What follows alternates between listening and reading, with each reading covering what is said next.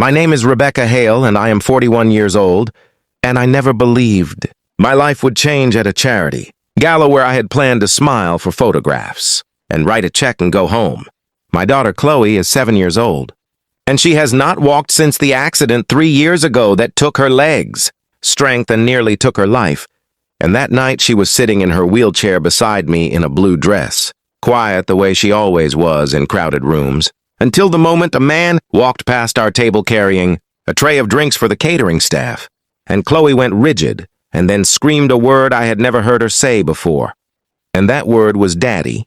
And before I could stop her, she had wheeled herself forward faster than I thought her small arms could manage. And she reached up and grabbed the man's wrist and turned it over and pressed her small fingers against a burn scar that ran from his palm to his forearm, and she said, "This is the hand that pulled me out of the fire."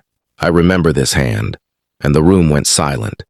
And I felt my whole body go cold because I recognized his face too, though I had spent 3 years trying to forget it. His name was Daniel Cross, he was 38 years old, and he was the mechanic who had pulled my daughter from a burning car on a highway outside the city on the worst night of my life. And I had never let myself thank him properly because thanking him meant remembering everything I had done afterward. The accident had been my fault. I was driving.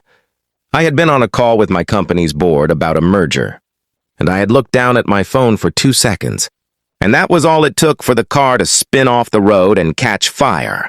Daniel had been driving home from his shop when he saw the flames, and he did not think, he simply acted. He broke the window with his bare hands and pulled Chloe out first, then went back for me, and by the time paramedics arrived, his arm was burned so badly that doctors said he was lucky to keep it.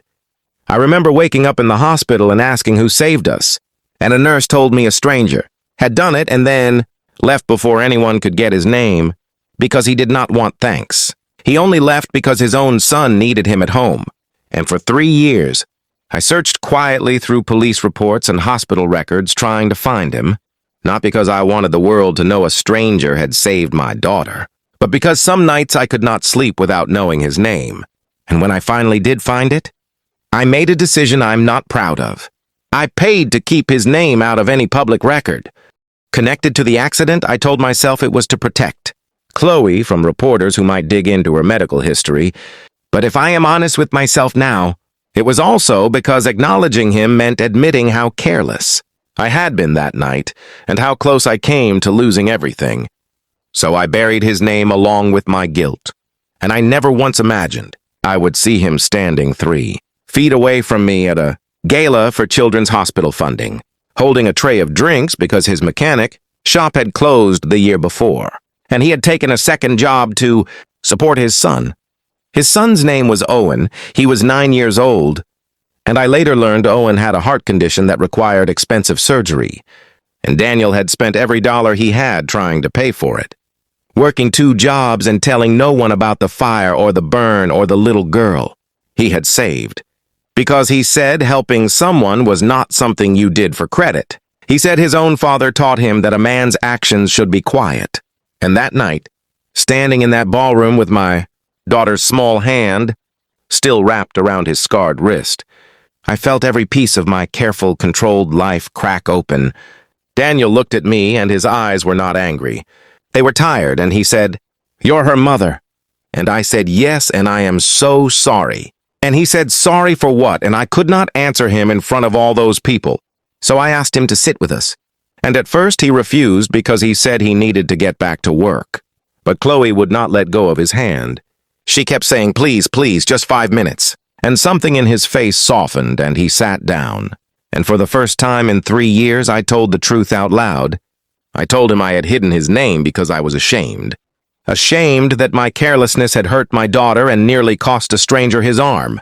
And Daniel listened without interrupting. And when I finished, he said something I will never forget. He said, "Mrs. Hale, I did not pull that little girl out of the fire so that you would spend the rest of your life punishing yourself. I did it because it was the right thing to do. And guilt does not undo the past. It only steals the present." And I broke down crying right there at that table. And Chloe reached over and patted my hand the way she does when she is trying to comfort me. And she said, "Mommy, Daddy Daniel is not mad." And everyone at nearby tables who had been quietly watching seemed to hold their breath. And I made a decision in that moment that I should have made 3 years earlier. I stood up and I asked for a microphone, and the gala organizer, stunned, handed me one. And I told the entire room what Daniel had done, how he had saved my daughter and nearly lost his arm and asked for nothing in return, not even his name in a report. And I said that Kindness Hospital Fund, the charity we were all there to support, exists because of people like Daniel, ordinary people, who do extraordinary things and expect no reward. And I announced that I would personally cover the full cost of Owen's heart surgery, not as charity, but as a debt that was long overdue, and the room erupted into applause. And Daniel sat there with tears in his eyes, not because of the money, he told me later, but because after 3 years of silence, someone had finally said his name out loud and meant it. In the months that followed, Owen had his surgery and recovered well, and Chloe began physical therapy with a new sense of determination, often saying she wanted to walk again so she could run too. Daniel herself instead of wheeling toward him, and Daniel and I became friends first, cautious and slow. Two people who had both spent years carrying guilt alone, and eventually something more. Not because of guilt or debt, but because he taught me that quiet kindness is stronger than any title or dollar amount I had built my life around.